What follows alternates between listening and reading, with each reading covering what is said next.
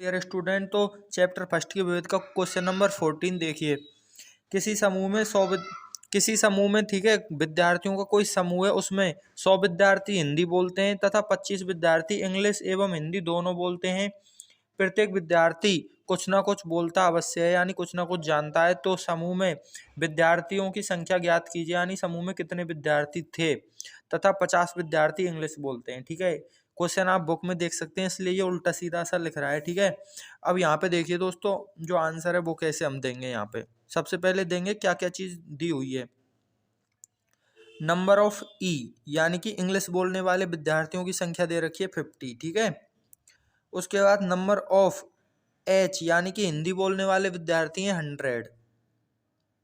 उसके बाद दोस्तों उसने हमें दिया है number of H intersection E, यानी कि हिंदी और इंग्लिश दोनों बोलने वाले यानी कॉमन स्टूडेंट की संख्या है 25। ठीक है, उसके बाद वो हमसे बोल रहा है तो कितने विद्यार्थी, तो समूह में कुल कितने विद्यार्थी हैं। ठीक है, ये हमको ज्ञात करना है, यानी एच यूनियन ई हमको ज्ञात करना है। यानी अब देखो दोस्तों, कुल विद्यार्थियों की संख्या का मतलब एच यूनियन ई तो नहीं होता है, लेकिन क्यों इस क्वेश्चन में क्यों हो रहा है, क्योंकि यहाँ पे बोल रहा है वो दोस्तों, प्रत्येक विद्यार्थी कुछ ना कुछ आवश्यक रूप से जानता है। ठीक है, यानी कुछ ना कुछ अवश्य रूप से बोलता है, या हिंदी बोलता है या इंग्लिश बोलता है।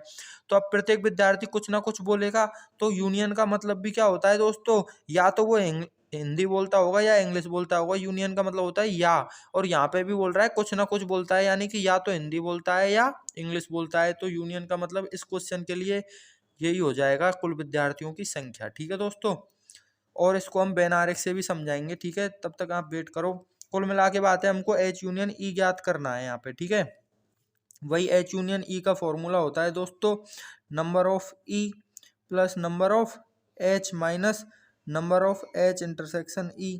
ठीक है दोस्तों, अब यहाँ देखो ई की जो वैल्यू है वो है 50, इसकी वैल्यू है दोस्तों 100 माइनस 25। ठीक है, ये हो गए 150, 150 माइनस 25, यानी कि 125 आ गया। ठीक है, यानी 125 टोटल विद्यार्थियों की संख्या है जो कि उस ग्रुप में हैं। ठीक है, यानी 125 विद्यार्थियों में से 100 हिंदी बोलते हैं, 25 हिंदी और इंग्लिश दोनों बोलते हैं, और 50 केवल और केवल इंग्लिश बोलते हैं। ठीक है दोस्तों, सॉरी, केवल और केवल नहीं, मतलब 50 इंग्लिश बोलते हैं। ठीक है, अब यहाँ देखो दोस्तों, बेन आरेख से इसको हम कैसे करेंगे।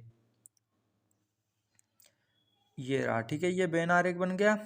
ये यूनिवर्सल सेट यानी कुल विद्यार्थियों की संख्या है, ये यू। ठीक है, उसके बाद देखो दोस्तों, यहाँ पे हमने एच बना लिया, यहाँ पे हमने ई बना लिया, इधर लिख देते हैं एच और ये रहा ई। ठीक है, हमने आपको बताया कि जो इंटरसेक्शन होता है वहां से स्टार्ट करते हैं। ठीक है, अब इंटरसेक्शन से स्टार्ट करेंगे तो इंटरसेक्शन की वैल्यू है 25। ठीक है, उसके बाद एच वाली जो वैल्यू है वो 100 दे रखी है। अब 25 यहाँ पे आ गए तो इधर बच जाएंगे हमारे पास 75, क्योंकि 75 और 25 100 हो जाएंगे एच के लिए। ठीक है, उसके बाद हमको ई के लिए टोटल दे रखे हैं दोस्तों 50। ठीक है, अब यहाँ 50 दे रखे हैं तो 25 ये आ गए तो इधर बच जाएंगे 25। ठीक है, यानी 25 केवल और केवल इंग्लिश बोलते हैं, 75 केवल और केवल हिंदी बोलते हैं, और हिंदी और इंग्लिश दोनों बोलते हैं 25।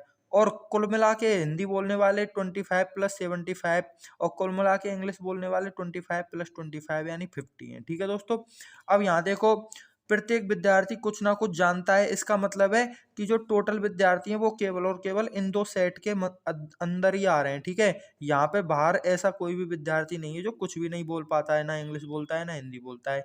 जैसे कि पिछले क्वेश्चन में ये जो खाली स्थान था ना दोस्तों, उसकी जगह पे आ रहा था हमारा 325 आ रहा था शायद। ठीक है, यानी पिछले क्वेश्चन में ऐसे विद्यार्थी भी थे जो ना तो चाय पीते थे ना कॉफी पीते थे, लेकिन यहाँ पर एक भी ऐसा विद्यार्थी नहीं है जो ना तो हिंदी जानता है ना कॉफी जानता है। यानी ये जो बाहर वाली जो चीज है ना, ये खाली है, इसमें टोटल विद्यार्थी इन दोनों के बीच में ही आ रहे हैं। यानी कि जो हमारा यूनियन था ना एच यूनियन ई, वही यू के बराबर हो जाएगा यहाँ पे। इसीलिए हमने कुल विद्यार्थियों की जो संख्या थी ना वो एच यूनियन ई ली थी। ठीक है दोस्तों, थैंक यू, शायद आपको समझ में आ गया होगा, यही आशा है। ठीक है दोस्तों, दोबारा देख लो, वीडियो नहीं आया तो कमेंट कर दो। Thank you.